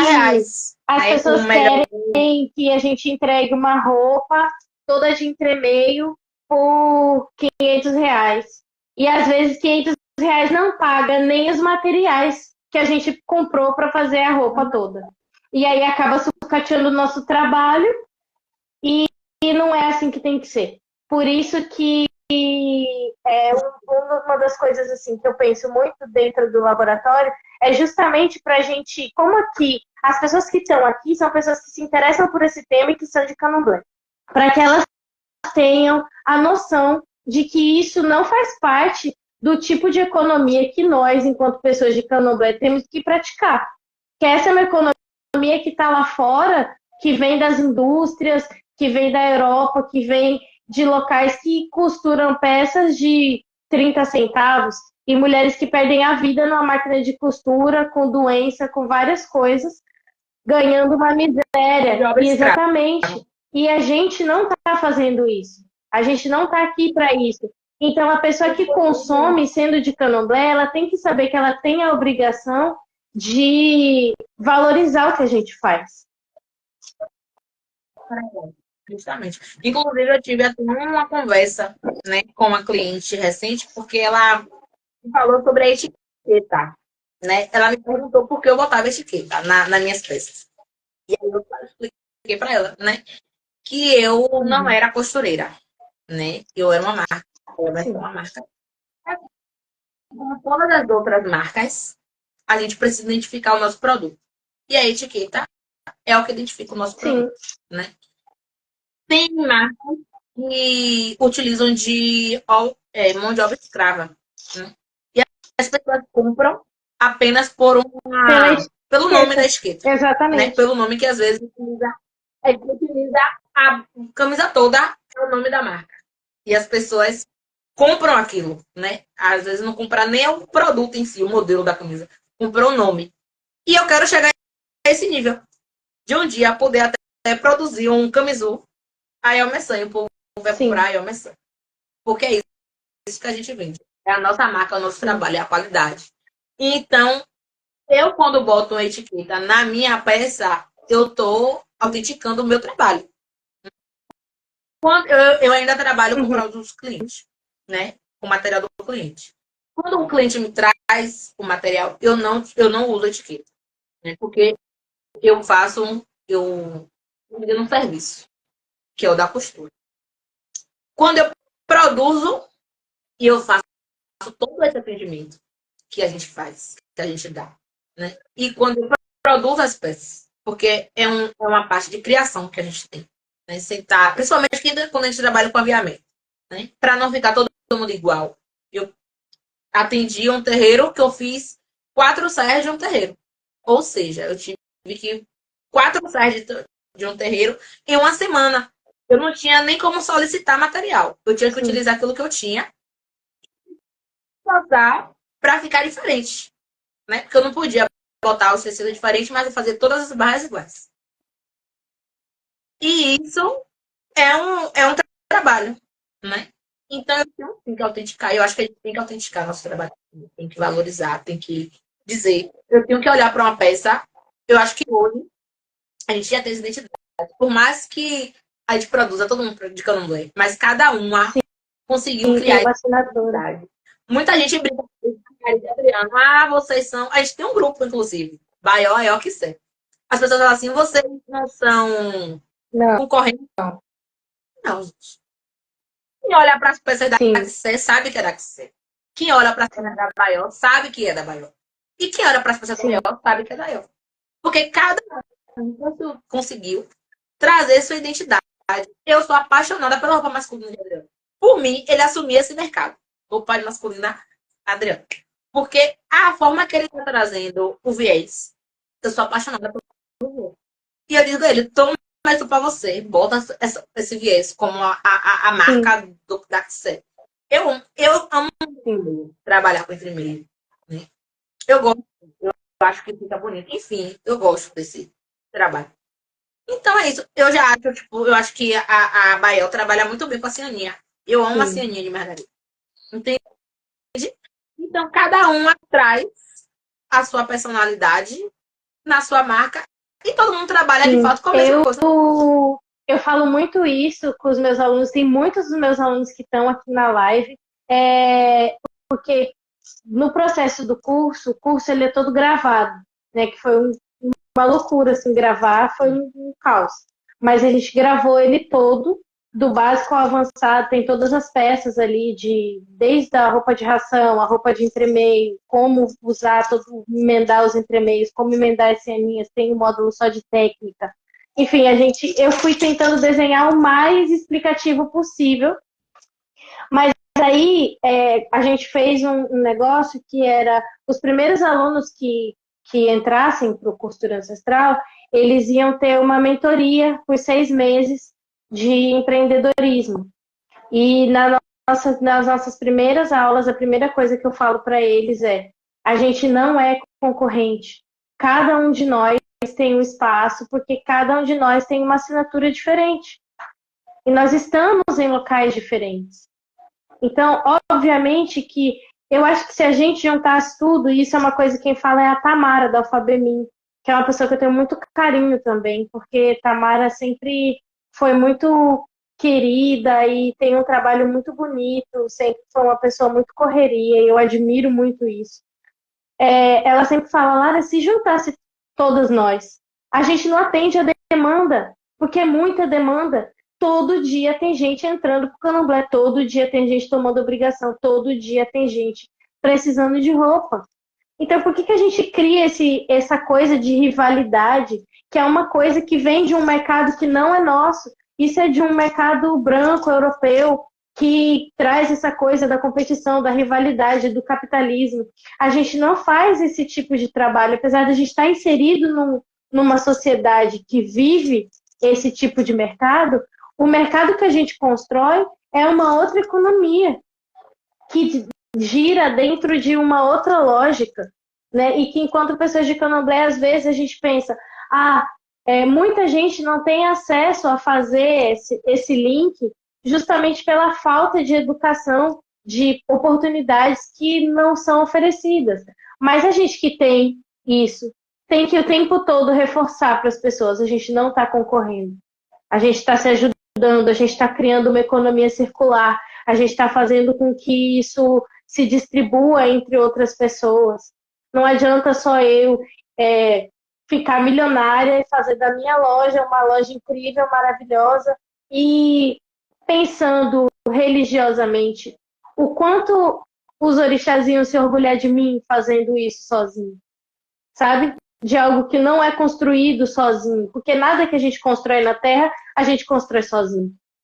Eu penso muito sobre isso, assim. Uma coisa que eu queria te falar é como é que você fez essa sua transição de preço?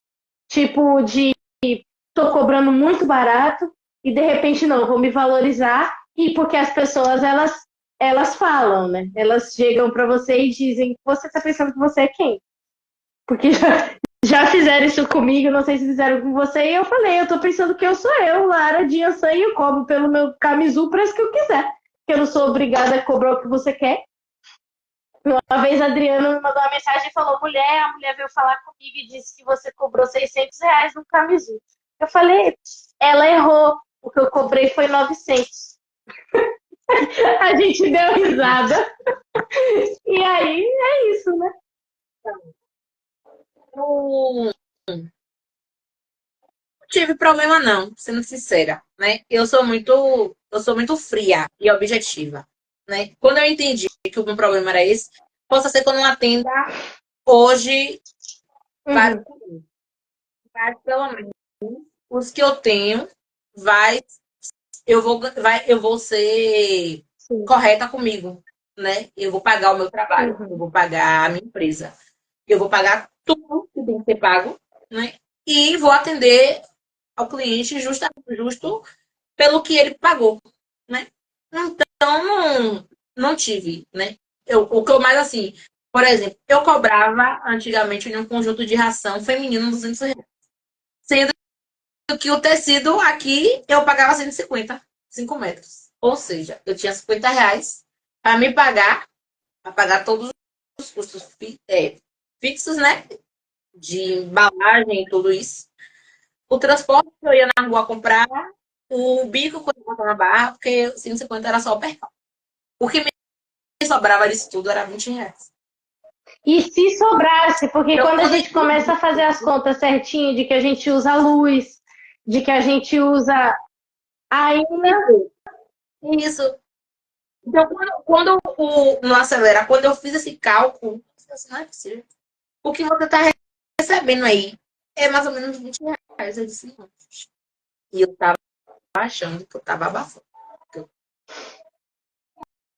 Eu até tentei achar fornecedores para que eu não subisse muito o valor. Hoje eu cobro um preço que eu acho que é o correto, né? Principalmente porque eu trabalho com percal, Sim. 100% algodão, o branco alto. Se a pessoa vai na feira do São João tem Oxford lá de R$ 100. A pessoa quiser. Sim. E tá tudo bem, Sim. sabe? Quando eu entendi o que eu oferecia, né? Que vem essa questão da mentoria que a gente faz com o cliente, né? Do medir, do muitas vezes recepcionar o cliente para tirar medidas, né?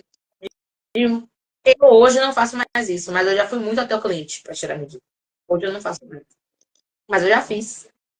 E era um trabalho que não era pago, né? E eu ia até o cliente para tirar a medida do cliente, porque muitas vezes eles não sabem, não tem uma fita, não sabem a sua medida corretamente. Né? E como eu entendo que cada corpo é um corpo, nem todo G é G. Sim. Né? Então, eu acho que a gente precisa ter esse contato. Né? Se a pessoa souber, é ótimo. Mas eu sempre faço um vídeo explicando direitinho, porque o caimento da roupa realmente fique legal. Né?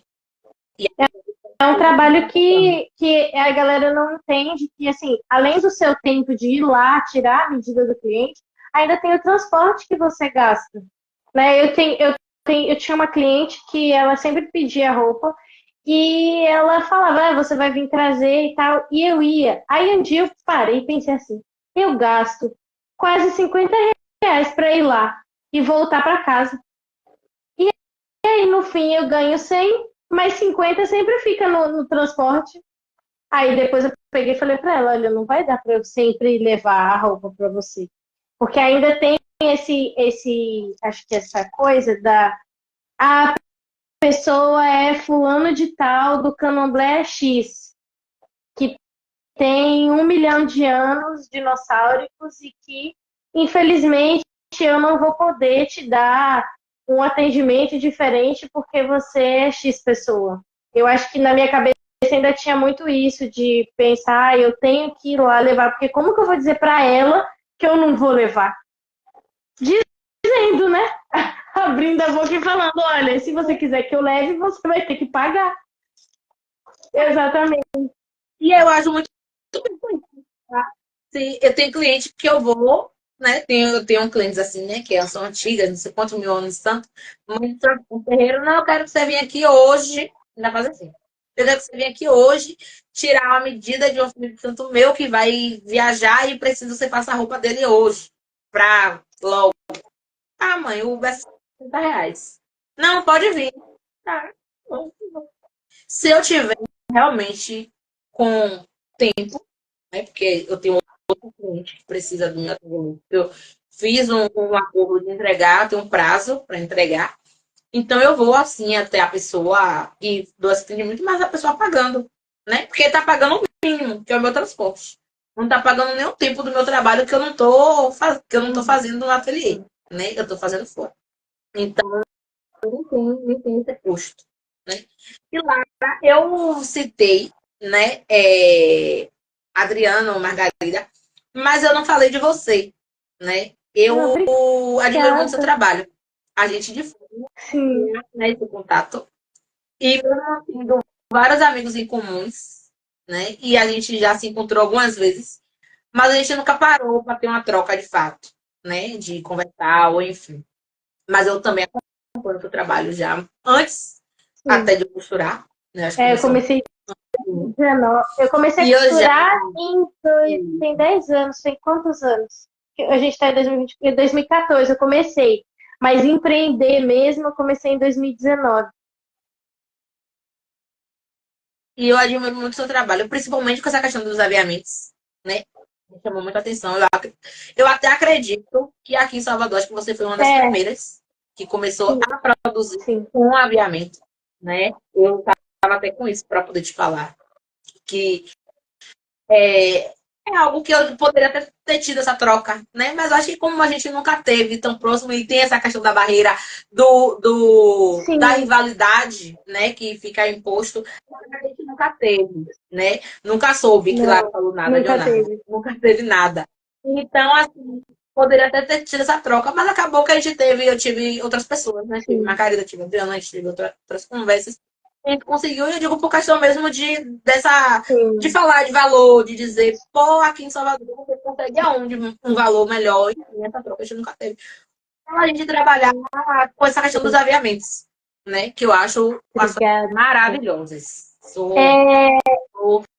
fã, já peguei vários modelos seu como Não, e para mim inspiração. isso é uma honra, assim, muitas pessoas elas falam, ai, porque pegou o modelo de fulano, sim, gente, é normal isso, e eu particularmente, hoje eu sou estudante da UFBA no curso de artes, e uma das coisas que a gente mais aprende é que a gente precisa replicar as coisas, e que isso vai despertando a nossa criatividade para chegar um momento em que você domina aquilo ali, e você consegue unir aquilo e montar sua própria identidade. Então, eu comecei replicando inúmeras roupas, Margarida sabe disso, de muitos costureiros famosos aí do Brasil.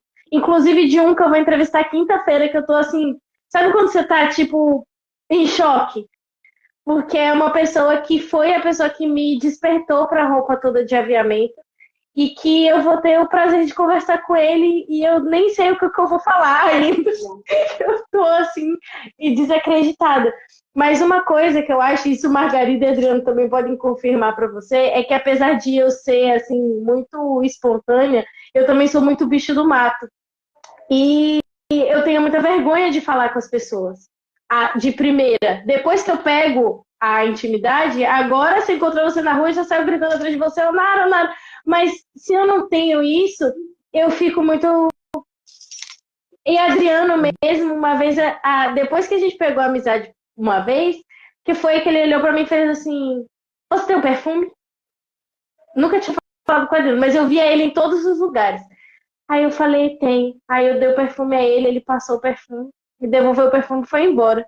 Aí eu falei: Que menino estranho, Deus é mais. Aí depois, no outro dia, ele veio, comandou alguma coisa pra mim no Instagram. E aí eu peguei a amizade com ele. E aí eu falei pra ele, por que você não falava comigo? Aí ele, não sei, você também não falava comigo, eu também não tinha por que falar com você. Eu falei, ai, que perturbação, que eu tenho vergonha de falar com muita gente que hoje eu tenho amizade e tal. Mas uma coisa que eu ia te falar já antes, quando você estava falando sobre isso, é que depois eu vou te mandar um contato de um local que eu compro renda e eles vendem por quilo. E é muito mais barato. E é de gripe. A maioria dos gripes que eu uso vem de lá. E é muito legal, assim, eu adoro, eles são maravilhosos. A Wanda mandou ali quem é Margarida. E aí eu vou mandar para você, Wanda, no seu direct depois, a entrevista que a gente fez com Margarida. Margarida é uma bombe de Xangô, que é costureira e que começou a costurar muito nova e foi, eu acho que, uma das mentoras de todas nós que somos costureiras hoje em Salvador. Margarida tem o dedinho dela de participação, é uma pessoa querida, amiga e que sempre está disposta a ajudar a gente em qualquer, até hoje, né, qualquer coisa que a gente vai. Eu me lembro que eu tenho uma história engraçada disso, que eu sempre quis fazer a roupa toda de entremeio. Eu vi o perfil da Chaleuá, quando era o perfil ainda antigo, e vi uma roupa e eu falei, eu quero fazer isso. Eu me lembro que eu estava na roça, ainda era período das festas de Xangô, e eu falei, eu tenho que descobrir como fazer isso. E Margarida sabe que eu fiquei obcecada na Chaleuá, assim, por anos e anos da minha vida, era a minha obsessão. Eu tinha ativado as notificações de todas as redes sociais deles. Quando eles postavam, eu entrava na hora para ver o que tinha, o que era, o que estavam fazendo, como é que fazia. E aí eu vi uma bata toda de renda e um camisu. Só que eu nunca tinha feito bata na minha vida. E aí entrou uma moça e falou assim, eu quero comprar uma bata. Eu mostrei a foto, que não era minha. Falei, olha, eu não faço igual, esse aqui é uma referência, mas tá. A moça comprou. Aí ela falou, mas quanto que você cobra? Eu lá sabia quanto é que gastava para fazer uma bata se eu nunca tinha feito? Eu falei, tá R$ 500. Eu acreditando que eu tava abafando, né? Para fazer uma bata e um camisu, todo de entremeio. Eu lá comprava material em outro lugar, eu comprava era ali na Daimaru. Quando eu cheguei lá, e aí o pacote da renda tava quase R$ 200, eu quase caí morta. Eu literalmente gastei o dinheiro todo comprando renda. Só que aí mas eu aqui nem preocupada. Tava como é que eu ia fazer a bata, se eu nunca tinha feito. Eu fui lá, comprei a renda, mandei uma mensagem pra Margarida. Falei, Margarida, tô indo aí que você vai me ajudar a fazer uma bata. Margarida falou, Lara, eu não tô em casa. Falei, não, mas que horas que você chega? Ela, não, eu não vou chegar. Eu vou chegar daqui a 4 dias. Eu falei, não, daqui a 4 dias a roupa tem que estar no correio. Ela fez assim, Lara, você é maluca. Ela, não, maluca eu sei que você é, mas isso não se faz, Lara. Você, para aprender a falar inglês, primeiro você tem que aprender a falar português. Como é que você me vende um negócio que você nunca fez e ainda toda de entremeio? Eu falei, Margarida, eu não sei. A única coisa que eu sei é que vai ter que sair. Que a mulher pagou. Eu gastei o dinheiro todo comprando renda, não sobrou nada. E eu vou ter que entregar. E aí ela me fez um vídeo e mandou no WhatsApp. Você pregue isso aqui assim, bota isso aqui pra cá, passa a costura aqui, e aí você vai fazendo. E aí depois qualquer coisa você vai me dizendo. Eu falei, eu não entendi nada, nada. Nada. Eu escutava a mensagem dela no vídeo, olhava pra foto da bata, eu falei, tá, vamos tentar. E aí eu fiz e ficou belíssima. Realmente ficou muito boa. Eu fiquei desacreditada. Naquele dia ali eu falei, realmente, eu consigo fazer qualquer coisa aqui com com esse negócio. Mas isso é uma coisa de assim, Margarida podia ter muito bem dito assim, Ali, você vai se lascar, você é maluca, se vire aí, mas ela sempre tá dando suporte o tempo todo que a gente precisa. Então, essa é a Ivone Margarida, que o Wanda perguntou, depois eu vou mandar para ela assistir a entrevista de Margarida. A gente está já quase no nosso tempo, que é, né, final, e eu queria aproveitar e agradecer você por ter aceitado fazer isso, compartilhado a sua história, para que te convidar também para a gente ter essa amizade próxima, para a gente conversar, para a gente estar mais junto. E dizer que isso é muito importante para mim, porque eu entendo que todas as pessoas que aceitam vir aqui e falar e compartilhar a sua história também estão acreditando no trabalho que eu estou fazendo, que é um trabalho que, para mim, está sendo muito delicado. Desde a primeira vez que eu abri a primeira live e eu falei para Maria, não tenho noção do que eu estou fazendo, mas eu acho que Orixá tem um propósito e eu acredito muito nisso, desse propósito que Orixá está fazendo na minha vida e que transformou a minha vida enquanto uma mulher que literalmente não tinha nada. E acho que a coisa é uma coisa que eu falo com Maria Iris sempre. Às vezes eu sinto que eu não sou tão boa com Yansan quanto Yansan é boa comigo, sabe? Porque todas as coisas que aconteceu na minha vida foram coisas absurdas, de tipo você não ter nada e de repente Orixá fazer com que apareça algo que faz você ter tudo que você precisa, assim. E isso foi a costura na minha vida. Eu cheguei na casa de Xumaré sem era nem beira. A verdade é essa, sem nada. Sem saber o que eu estava fazendo ali. Eu tinha recém chegado em Salvador. Eu sempre fui sozinha, assim, em questões familiares e nunca tive apoio de ninguém. E essas pessoas que eu falo sempre com muito amor, como Margarida, como outras pessoas do meu terreiro, minha mãe Lucinha, a Ebomi Elza, foram pessoas que me abraçaram como família e que são pessoas que qualquer coisa que me peçam, eu sempre vou estar ali, eu sempre vou fazer, porque eu construí esse amor familiar com pessoas que não eram da minha família, pessoas que eu tinha acabado de conhecer, mas que viram em mim uma menina de 20 anos sozinha, vivendo de uma forma aleatória no mundo, e falaram assim, vou te dar um voto de confiança. Então, eu carrego isso comigo até hoje, e por isso que para mim é tão especial todas as pessoas que estão vindo aqui. Eu entendo que estão acreditando nisso que a gente está construindo, né? O Laboratório Ancestral, ele é uma plataforma que ele ensina ofícios ancestrais, então o Costura Ancestral é só um dos cursos que a gente quer ministrar dentro do laboratório. Obviamente que todo o investimento que é feito, ele sai do nosso bolso, a gente não tem nenhum tipo de patrocínio, nem apoio governamental, nem nada. Então, são muitas horas em cima da máquina de costura, são muitas horas da Maria no trabalho, nos outros trabalhos dela também, para a gente juntar aquele dinheiro no fim do mês e colocar de anúncio, né, para divulgar mais, para trazer mais pessoas, para que as pessoas consigam entender o que a gente está tentando construir. E ter você hoje foi muito, muito especial mesmo, porque ontem, inclusive, a Maria está aqui na minha frente, ela não me deixa mentir. Eu falei para ela assim, Maria, eu conheço ela já há muito tempo, eu acompanho o trabalho dela, mas eu nunca falei com ela. E se ela não gostar de mim? A Maria tá rindo aqui horror. A Maria falou, Lara, ela não tem que gostar de você, não. Eu falei, mas queria que desse certo. Aí ela falou, não, fica calma, vai dar tudo certo. E eu fico muito feliz de vocês terem falado sobre o meu trabalho, porque realmente eu sempre me vi como a pior das costureiras, assim, de verdade. Eu sempre me vi como alguém que estava sempre atrás das outras pessoas.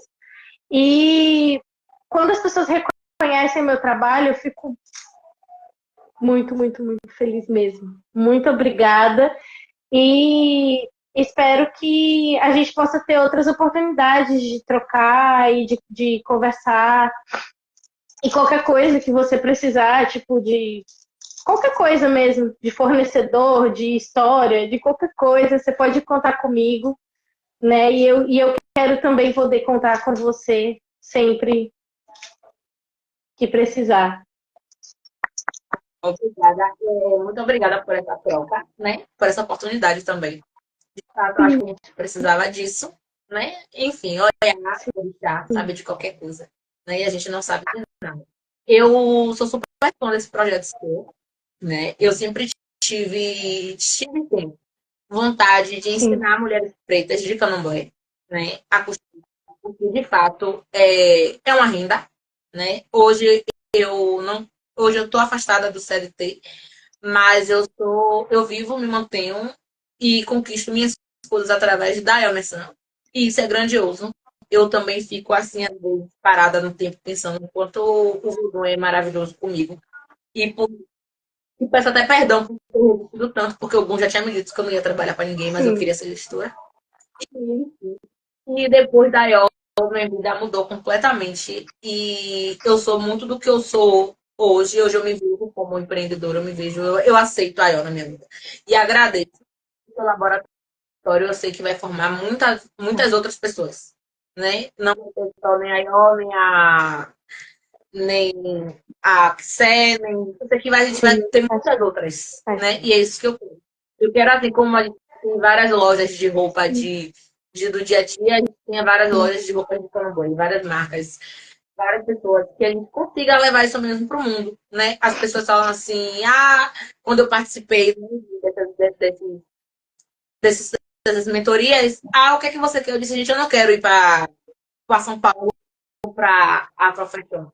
Eu quero conquistar os candomblés. O mundo, o meu público é esse, são as pessoas de candomblé, né? São as pessoas de Ubanda, são as pessoas da religião de matriz africana. Eu quero que as pessoas reconheçam a minha marca como uma roupa que você fala assim, gente, sempre tem uma marca que a gente admira, fala assim, gente, eu estou vestindo tal marca. Essa é a marca que eu estou. Então, eu quero isso. E eu quero que todas, né, a gente em si, principalmente o nosso ciclo, principalmente a gente, mulher preta de candomblé, né, que é tudo mais complicado. Esse investimento não chega para a gente. Não chega pro nosso negócio, porque hoje eu parei, né? Mas eu já participei de muitas outras mentorias, muitos outros projetos, e esse valor não vê a gente no mercado, né? Não acha que a Exatamente. gente dá lucro. E eu digo, gente, a gente dá muito lucro. A gente vai, é um negócio que vale a pena investir, porque a gente dá dinheiro, porque as pessoas de Candomblé gastam muito. A gente gasta muito. Uma vela E caríssima, por sinal, tá caríssima. gasta. E as pessoas de Candomblé querem se muito bem. Querem andar bem. A gente tem terreiros, tem pessoas que fazem saia por festa. Se no terreiro tiver 10 festas, ela vai fazer 10 saias. Então as pessoas acham que a gente não tem dinheiro. Mas isso é Né? só um reflexo do Uma questão racismo, de achar cultural. que tudo que vem da gente não tem valor, não tem. A gente não gasta dinheiro, a gente não tem dinheiro, a gente não pode utilizar determinadas coisas. Então é por isso que esse valor, esse mercado, né? Esse investimento não chega na gente. Então a gente precisa se apoiar. Né? Eu preciso do seu apoio, eu preciso que você faça essas lives para que a gente se conheça outras pessoas, conheça outras histórias, né? E isso a gente evolua, né? Que seu laboratório ele venha com milhões de alafes para que a gente conquiste de fato o mundo, né? Porque é isso que a gente precisa. A mulher preta ela domina o mundo e a gente está aqui para isso. ocupar nosso espaço. Então, eu quero te agradecer pelo seu convite. Eu fiquei super feliz pelo seu convite, né? Que foi assim, enfim, foi Eu fico maravilhoso. emocionada Muito obrigada. porque ontem, quando eu mandei a mensagem para você, eu tô emocionada de verdade. Eu, eu tive um momento na sua obrigação que foi muito lindo na minha vida. Eu estava fazendo a primeira. Agora foi. Eu tô aqui. Oh, meu Deus. Foi a primeira edição do laboratório. Foi quando a gente começou. A gente começou do zero. A gente abriu a página do zero e falou: a gente vai fazer isso. E aí teve o convite da sua obrigação. E eu me lembro que estava chovendo muito assim no dia e eu fui igual. Ainda fui assim, botei uma roupa assim, toda coisa, porque eu tava costurando. E aí eu lembrei na hora. Sabe se você tá costurando, você perde a coisa? Eu falei, menina, é a festa lá no Voo do Zoo, eu vou pra lá. E botei a roupa. E aí que eu fui pegar o celular e vi que Matheus até tinha mandado uma mensagem. Aí peguei, botei a roupa assim, coisa e saí, fui. E quando eu cheguei lá, saiu assim, tinha algum dançando, e logo depois teve, acho que Oiá, e Oiá de Jéssica saiu. E durante esse processo que as Oiá estavam dançando, eu estava muito rezando e conversando com a Yansan mesmo, que fizesse com que esse projeto desse certo, porque eu estava com muito medo, e eu estava com muito medo de as pessoas de Candomblé, sei lá, me apedrejarem ou falarem que eu estava fazendo algo ruim. E, e aí, nisso, eu não percebi que a Yansan estava entrando, porque eu queria me jogar lá e me abraçar, e aí Yansan tava, seu santo estava na cadeira, né? Eu fui lá, foi até minha mãe Vanessa que está aqui, que falou: vem, vem, foi eu abraçar ela, eu abracei ela e rezei muito, pedi muito. E voltei e queria falar com a Iá, de Jéssica, e a Iá foi até e entrou. E aí eu pensei assim: poxa, Yansan.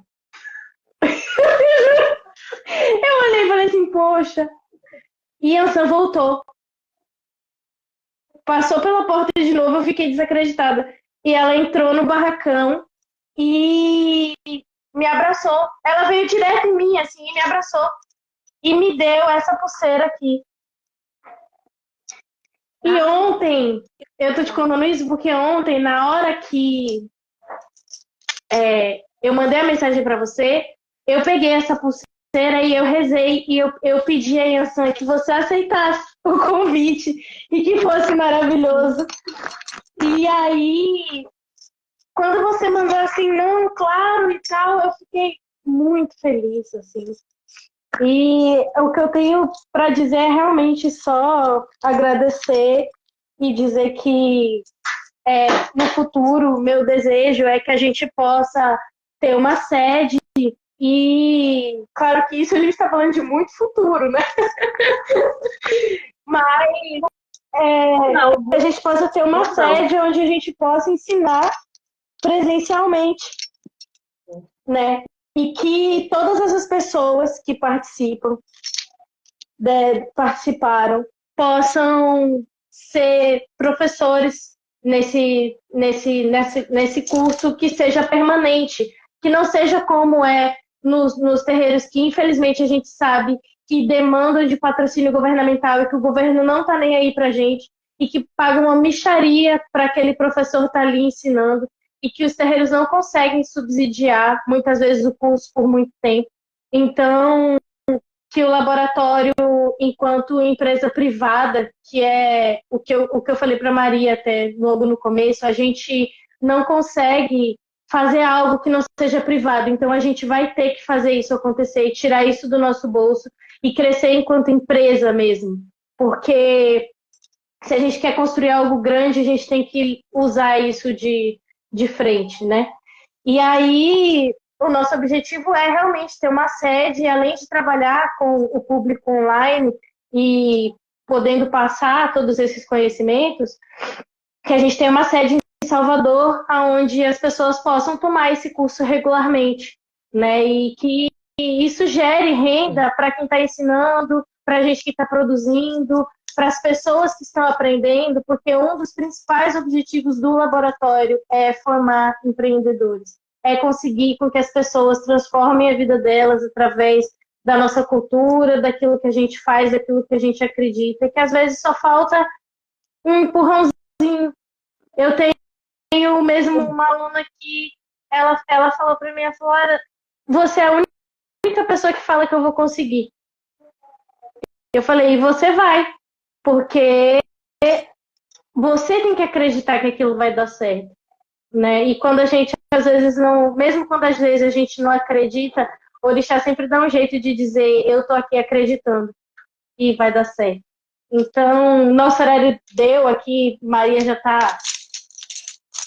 Acabou, mas foi incrível conversar com você, Onara. Muito obrigada. A nossa live vai ficar salva para que vocês... Aliás, a Sueli comentou, você é meu empurrão. Para que as pessoas possam assistir. E ela vai ser subida no YouTube. As redes sociais da Onara vão ficar marcadas para que vocês possam seguir e curtir, compartilhar, comprar as peças dela, façam suas encomendas. E eu quero aproveitar para convidar todo mundo para a nossa jornada gratuita, que a gente vai ensinar a fazer uma saia, um pano da costa e um ojá de ração, que são as primeiras peças que a gente usa quando entra no terreiro. Vai ser dia 3, 4 e 5. Eu vou estar ao vivo ensinando como é que faz a saia, o ojá e o pano da costa. E eu espero que todos vocês participem. E agradeço imensamente a todo mundo que esteve presente na live. A gente bateu hoje a maior métrica de lives que a gente já teve, tá? Com um pico de 40 pessoas assistindo o tempo todo. E agradecer a Yansan, agradecer ao Xumaré por ter feito tudo isso e que estão fazendo ainda na minha vida, e que eles mesmos abençoem você e que abençoem o seu negócio sempre. E que a gente continue crescendo e venha aí uma grande amizade de costureiras de Oiá. Obrigada, Onara. De verdade, de coração. Muito obrigada. Obrigada a você. Obrigada a todo mundo. Obrigada a quem está na live, né, que ficou até agora. Eu vi que Naone participou muito, né? E também é uma querida, muito uma obrigada. pessoa que está nos nossos corações. Maravilhosa. Maravilhosa, minha mãe Vanessa, a Betaió, minha irmã de Santa Mônica, meu esposo, minha mãe. Tem muita gente. Tem muita gente na live. E muito obrigada. Eu só tenho a agradecer, né? Muito obrigada. Alguma maravilhosa na minha vida. A Florina respondeu aí. Minha irmã de maravilhosa. E é isso. E a gente cresça muito, que você cresça muito. E eu torço muito, muito, muito, muito de coração para que algum tome conta, né? Pelo dia de hoje, e transborde alegria e que leve o laboratório para longe, né? E alcance lugares inimagináveis que a gente nem pensar, né? Que esse projeto que você acha que vai demorar muito tempo. Amanhã. Obrigada, minha irmã. Boa noite e um beijo, pessoal. Uma coisa importante, amanhã a gente vai ter José Tutu, Adriano e Kissé conversando sobre esse movimento de como é ser um homem costureiro. Eu espero todos vocês, são todos convidados para assistir amanhã a nossa live. Um beijo e obrigada. Tchau. Amor.